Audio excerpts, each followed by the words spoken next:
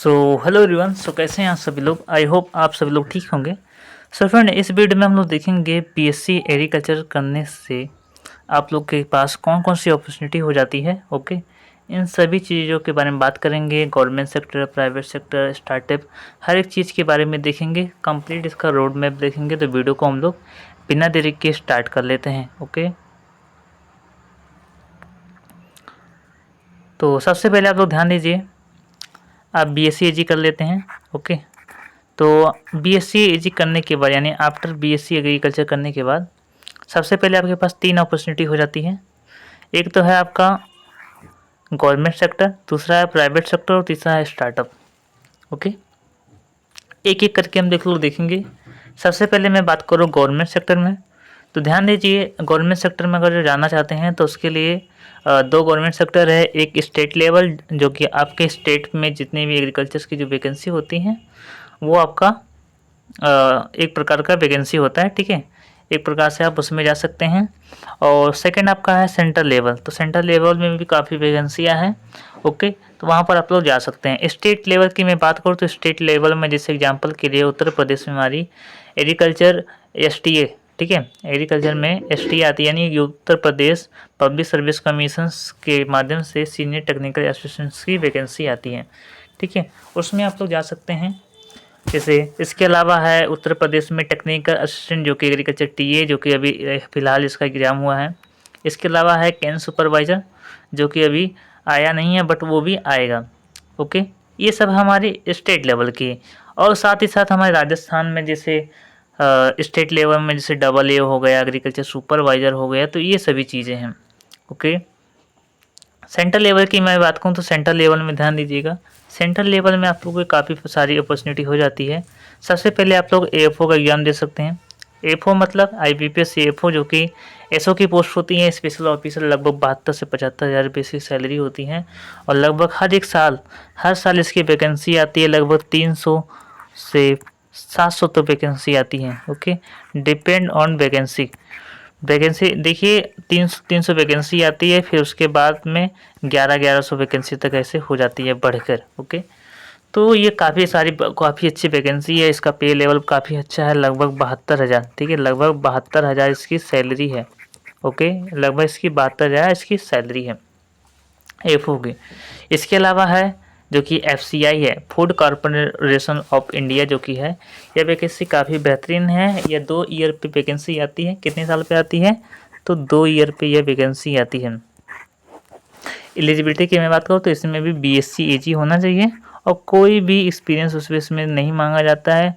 ठीक है, काफ़ी सारी वैकेंसी भी होती है जो कि कॉर्पोरेट लेवल की होती है, वहाँ पर एक्सपीरियंस भी मांग लिया जाता है। जैसे वो एग्जांपल के नाबार्ड, जिसमें 2 ईयर का एक्सपीरियंस मांगता है, या फिर आपका एमएससी होना चाहिए, 2 में से एक होना चाहिए।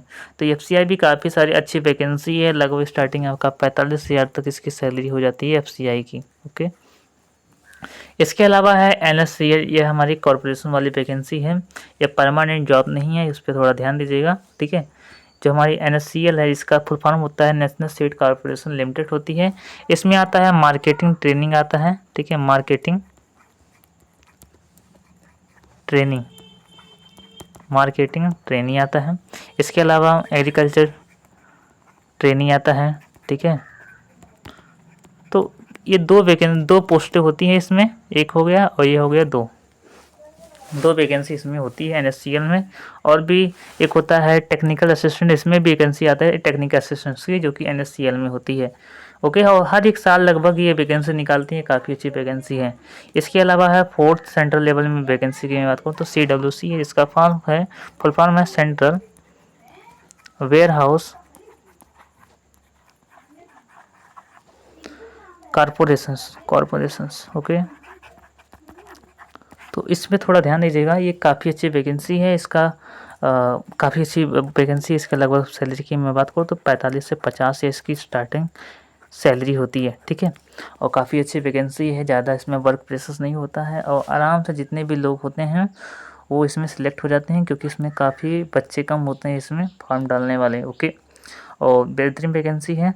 ठीक है, इसके अलावा है नाबार्ड, जिसमें आपको एलिजिबिलिटी की मैं बात करूँ नाबार्ड में, तो ध्यान दीजिएगा, नाबार्ड में एलिजिबिलिटी के रूप में है आपका BSc BSc plus 2 year experience या फिर एमएससी।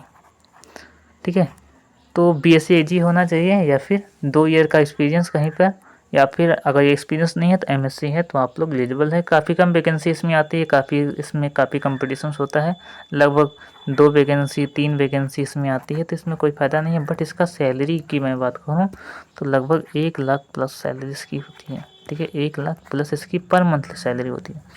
ठीक है, नाबार्ड में वो काफ़ी कम ही बच्चे इसमें सिलेक्ट हो पाते हैं।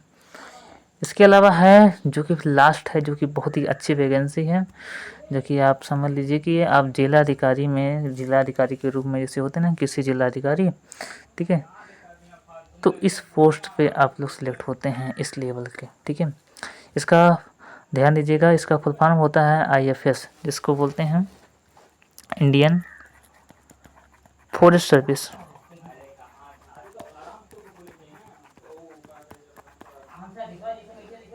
ठीक है, तो ये वैकेंसी है आपकी यूपीएससी लेवल की वैकेंसी है, और टॉप 3 में आती हैं, टॉप 3 में वैकेंसी आती है आईएफएस की।